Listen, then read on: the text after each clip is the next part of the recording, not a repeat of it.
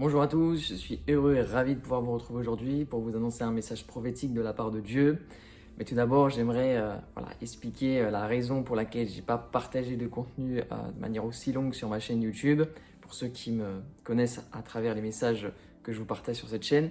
Et pour ceux qui me découvrent, tout simplement, je m'appelle Johan, j'ai 23 ans et je suis en formation au ministère aux côtés du prophète Emeric Sroka, mon père dans la foi que je salue et que je bénis au nom de Jésus-Christ.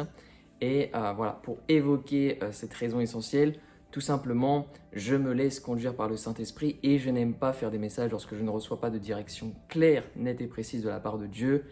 C'est très très important, il faut être vigilant, surtout dans le domaine du prophétique. Nombreuses sont les situations et les circonstances que nous pouvons voir qui tentent parfois de discréditer le prophétique. Et il faut être donc très vigilant. Et je préfère en tout cas prendre mon temps, soumettre ça aussi à mon père spirituel pour qu'il puisse valider aussi les prophéties. Et donc je suis vraiment heureux de vous retrouver. Ça fait longtemps, mais voilà, j'espère que ce message va vous bénir. D'ailleurs, comme vous pouvez le voir, j'ai décidé de me présenter à la caméra. Comme ça, vous pouvez poser un visage sur celui qui vous communique ces messages. Et ça casse aussi une barrière de proximité entre nous. Donc sans plus tarder, passons tout de suite à la révélation du songe que le Seigneur m'a transmis.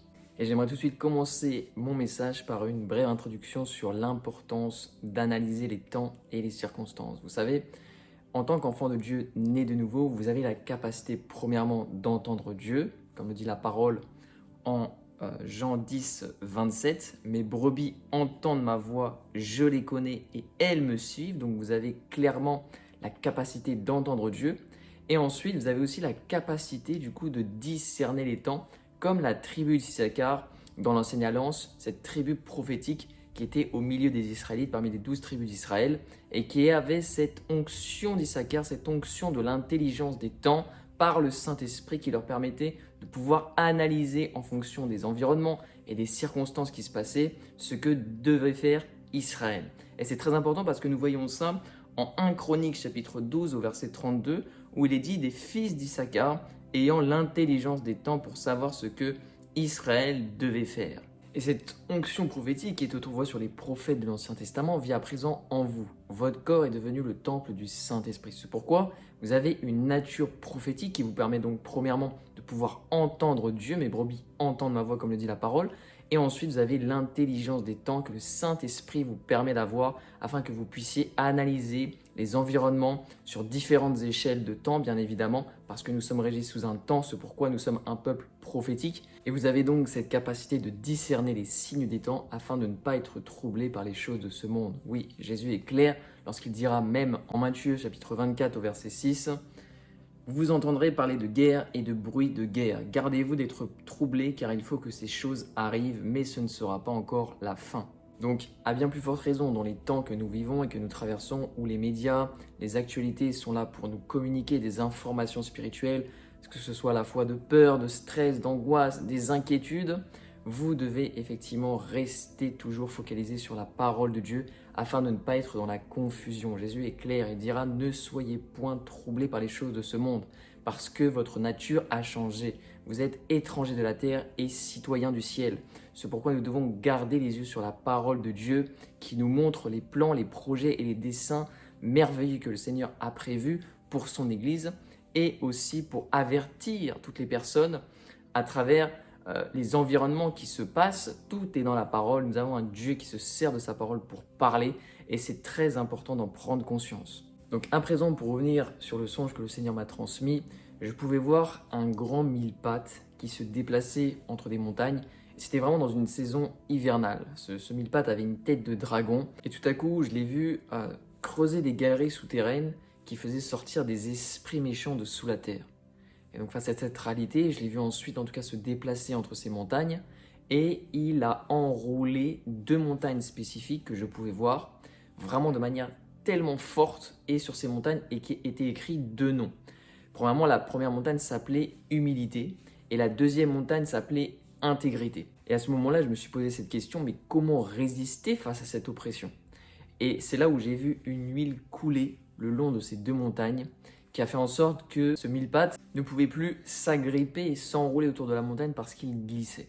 Et parallèlement, j'ai vu cette armée de l'Éternel qui venait combattre ces esprits méchants qui sortaient de sous la terre et nous le croyons par la foi pour remporter une victoire certaine en Jésus-Christ. Donc premièrement, pour expliquer ce songe, la représentation prophétique de ces esprits méchants qui sortaient de ces galeries souterraines sont la représentation d'esprits ancestraux qui étaient attachés à une culture de l'époque et qui est en train de ressortir. J'ai déjà évoqué dans une vidéo précédente que lorsqu'il était question de fin des temps, il était question aussi de retour au fondement, de marche arrière. Par là, nous devons comprendre que l'ère qui a lancé l'Église primitive sera aussi l'ère de la clôture de l'Église. Et il est aussi question donc du coup de boucle temporelle. C'est pourquoi nous voyons que dans la Bible, selon Ecclésiaste chapitre 1 au verset 9, il nous est dit « Ce qui a été, c'est ce qui sera. Et ce qui s'est fait, c'est ce qui se fera. Il n'y a rien de nouveau sous le soleil. » Vous savez, lorsqu'il est question de retour de Christ, il est question aussi de tout un cadre à la fois contextuel et temporel qui nous ramène à Israël, la terre promise, comme horloge prophétique de la fin des temps.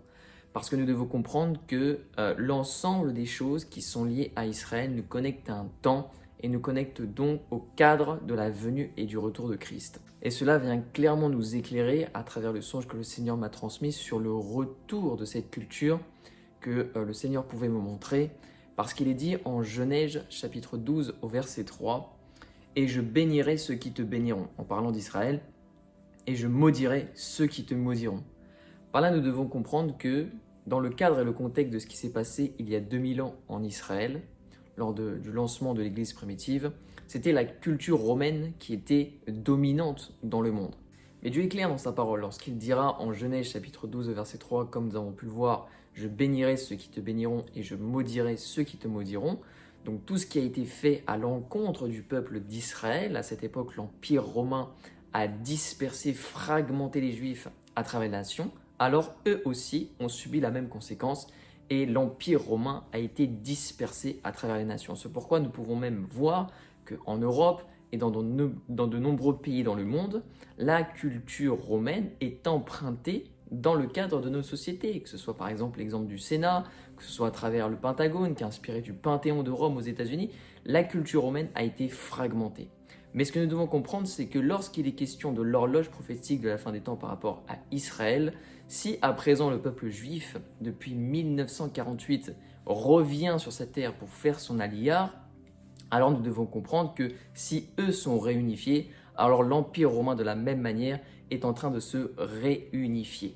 Et ce dernier empire qui est prophétisé dans la statue de Daniel, nous voyons clairement que c'est d'ailleurs de cet empire que l'impie va sortir durant bien évidemment les 7 années de grande tribulation où il va avoir un temps d'exécution que Satan va lui donner pour pouvoir exécuter ses plans, mais Jésus-Christ, qui est donc la représentation du royaume de Christ qui va venir à travers cette pierre, comme cela nous est prophétisé à travers le livre de Daniel, va venir détruire cette statue par les pieds qui sont la représentation de cet empire romain. Mais par là, Dieu m'a interpellé par rapport à ce songe sur l'importance d'être vigilant. Nous devons être vigilants parce que cette culture romaine est en train de ressortir et nous ne devons pas être dans les compromis de ce monde. Nous devons rester focalisés sur la parole de Dieu et ces esprits méchants qui sortaient de sous la terre et qui venaient à la surface terrestre ont été combattus par cette armée de l'Éternel que je pouvais voir et qui arrivait vers eux pour les combattre. Et nous croyons que nous avons déjà la victoire. Mais par là, nous comprenons aussi qu'avec Dieu, il est question de cycles temporels qui se reproduisent, comme nous avons annoncé en Ecclésiaste chapitre 1, verset 9. Et nous avons de nombreux exemples dans la parole de Dieu. Il est question de venue et du retour de Christ. Il est question de la première pluie et de l'arrière-saison, cette pluie de ce dernier grand réveil que nous attendons avec hâte. Alléluia. Il est aussi question de Jésus qui a eu son ascension sur le mont des Oliviers et qui reviendra selon la parole sur le mont des Oliviers. Pareil, de la même manière, nous avons eu la dispersion des Juifs à travers les nations. Et aujourd'hui, les Juifs reviennent depuis la Liard, depuis 1948, sur leur terre, selon les prophéties d'Ézéchiel. Donc nous voyons que toutes ces choses sont des signes, effectivement, dans la parole de Dieu, qui nous annoncent que notre Seigneur Jésus-Christ, Yeshua, est à la porte et nous devons rester vigilants. Le Seigneur nous appelle à veiller. Donc, restons focalisés sur la parole de Dieu et ne tombons pas dans les compromis de cette culture romaine qui refait surface, ce dernier empire qui nous est prophétisé en Daniel. Mais nous avons la victoire et Jésus va venir chercher une épouse dans la gloire. À présent, pour rentrer dans l'annonce de la période prophétique que le Seigneur m'a partagée, Nous devons comprendre par là que la représentation de ce mille-pattes qui se déplaçait dans ces montagnes enneigées durant cette saison hivernale est une représentation prophétique d'une saison qui commence à partir de cet hiver pour une durée d'1 an. Pourquoi 1 an? Tout simplement, le mille-pattes est la symbolique prophétique de cette année. Parce que la parole nous dira clairement dans 2 Pierre chapitre 3 verset 8, mais aussi dans Psaume chapitre 90 au verset 4, que un jour est comme 1000 ans et 1000 ans sont comme un jour. Mais nous avons une autre précision prophétique qui nous est annoncée en Nombre chapitre 14. Puisqu'il est dit dans la parole, au verset 14 de la parole de Dieu, « Vous avez mis 40 jours à explorer le pays. Vous supporterez donc les conséquences de vos fautes pendant 40 ans, une année pour chaque jour. » Donc, étant donné que nous avons vu que 1000 ans sont comme un jour, donc la représentation du mille-pattes, un jour peut être aussi une année prophétiquement selon la parole de Dieu. Et par là, nous comprenons donc qu'à partir de l'entrée de cette saison hivernale, ce 22 décembre 2023, alors nous partons pour une année prophétique, une saison d'1 an, jusqu'au 22 décembre 2024, une nouvelle saison dans laquelle vont se dérouler des combats spirituels dans les hauteurs, qui sont représentés dans la Bible par la montagne. Vous savez, dans la Bible, on identifie 3 saisons, les vallées, les montagnes et les déserts. Ici, Dieu m'a évoqué la montagne qui est un temps de proximité et d'expérience spirituelle avec le Seigneur Jésus-Christ, un temps d'exposition mais aussi un temps de révélation et de profondeur où Dieu vous rencontre. À savoir qu'en Christ, nous adorons Dieu spirituellement sur la montagne de Sion. Et par là, nous devons comprendre que Sion comprend plein de caractéristiques associées à la vie du chrétien, notamment l'humilité et l'intégrité. Et en l'occurrence, ici, Dieu avertit clairement sur une attaque de l'ennemi concernant l'humilité et l'intégrité de votre vie. Et cela n'est pas sans objectif. Pourquoi? Pourquoi ces 2 montagnes en particulier? Tout simplement parce qu'il est question de l'annonce dans la parole d'un grand réveil que nous attendons, cette pluie de l'arrière-saison, avant le grand retour de notre Seigneur Jésus-Christ. Et la parole nous précise en Proverbes chapitre 15 au verset 33, « La crainte de l'Éternel enseigne la sagesse et l'humilité précède la gloire. » Et il nous est dit aussi en Psaume chapitre 76 au verset 10, « Lorsque Dieu s'est levé pour faire justice, pour sauver tous les humbles de la terre. » Donc Dieu a prévu d'élever et de sauver tous les humbles de la terre. Concernant les acteurs de ce grand dernier réveil mondial, parce qu'il y aura malheureusement des spectateurs, mais je prie que vous soyez acteurs de ce dernier grand réveil, nous devons comprendre que cette humilité nous est représentée par le fait que il est important de reconnaître que sans Dieu, nous ne sommes rien et que le Seigneur va se servir des personnes qui sont dans la dépendance de son esprit, de la merveilleuse personne du Saint-Esprit. Et pour l'ensemble des personnes qui vont être sauvées dans ce grand réveil, c'est l'humilité de reconnaître qu'ils ont besoin de Dieu, qu'ils sont pécheurs et qu'il est nécessaire de se repentir de leurs péchés en reconnaissant Jésus-Christ comme Seigneur et Sauveur de leur vie.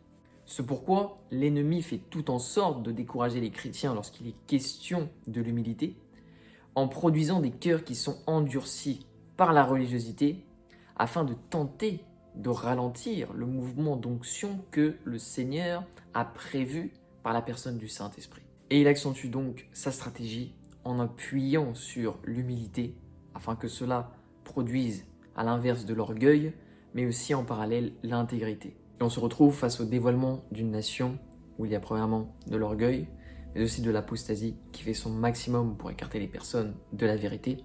Mais nous croyons par la foi que le Saint-Esprit va briser les cœurs de pierre pour les rendre cœurs de chair. Alléluia. Mais face à cette réalité, nous devons comprendre que notre comportement en tant que chrétien porteur de lumière est décisif dans cette nation. Raison pour laquelle je pouvais voir sur cette deuxième montagne écrit le mot intégrité. Parce que la parole nous dit que nous sommes justifiés en Christ, il est l'accomplissement de la justice parfaite et aussi le porteur de paix pour l'humanité. Et par rapport à cette vision de cette montagne, la parole de Dieu nous dit, concernant l'intégrité, en Psaume chapitre 15 du verset 1 à 2, Psaume de David, « Éternel, qui séjournera dans ta tente? Qui demeurera sur ta montagne sainte? Celui qui marche dans l'intégrité, pratique la justice et dit ce qu'il pense vraiment. » Nous avons aussi, concernant l'intégrité, Job chapitre 1 au verset 8, où la parole proclame « L'Éternel dit à Satan, « As-tu remarqué mon serviteur Job?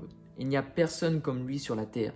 C'est un homme intègre et droit, craignant Dieu et se détournant du mal. » Waouh, le point d'intégrité incroyable. Il est dit enfin en Psaume chapitre 41 au verset 2, « Tu m'as soutenu à cause de mon intégrité et tu m'as placé pour toujours en ta présence. » La conduite d'un homme qui marche dans la droiture est guidée par son intégrité.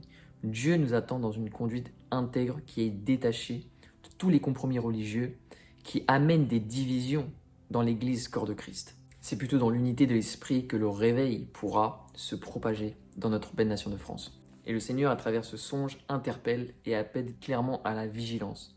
Parce que les personnes qui voudront marcher sans le Saint-Esprit, ou qui voudront en tout cas rejeter sa personne, se verront être oppressés par Satan sur ces deux piliers, sur ces deux montagnes, l'humilité et l'intégrité, d'une telle force, je vous assure, lorsque j'ai vu l'oppression, je me suis dit, mais comment résister à cela? Et ces personnes se verront tellement serrées, tellement oppressées, qu'ils seront comme étouffés dans leurs propres compromis religieux. Car Dieu n'a plus de temps à perdre et il se servira des personnes qui marchent dans l'amour et qui pratiquent la justice et l'intégrité en cherchant la merveilleuse personne du Saint-Esprit. Car oui, lorsque j'ai demandé comment résister face à ces oppressions, j'ai alors vu cette huile d'onction couler sur ces deux montagnes qui faisait en sorte que l'ennemi, le mal, ne pouvait plus ni s'agripper ni s'enrouler autour de ces deux montagnes. C'est pourquoi il est question de proclamer ce verset prophétiquement en Ésaïe chapitre 10 au verset 27 qui nous dit « Et il arrivera en ce jour-là que son fardeau sera ôté de dessus ton épaule et son joug de dessus ton cou, et le joug sera détruit à cause de l'onction. » Et dans la version amplifiée, il est dit « À cause de l'onction, le joug ne peut pas se poser. » Donc pour conclure, dans cette nouvelle saison prophétique, cultivez l'humilité et l'intégrité dans la sainte présence de Dieu.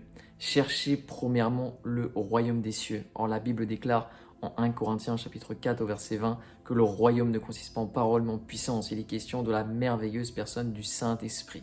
Conformez-vous à la parole de vérité en Christ et restez ferme face aux compromis de ce monde. En cherchant le royaume des cieux, en cherchant l'onction du Saint-Esprit, qu'un joug ne pourra se poser sur votre vie selon Ésaïe chapitre 10 au verset 27. En tout cas, vous avez la victoire en Jésus-Christ. Que Dieu vous bénisse et moi je vous dis à la fois prochaine. Shalom.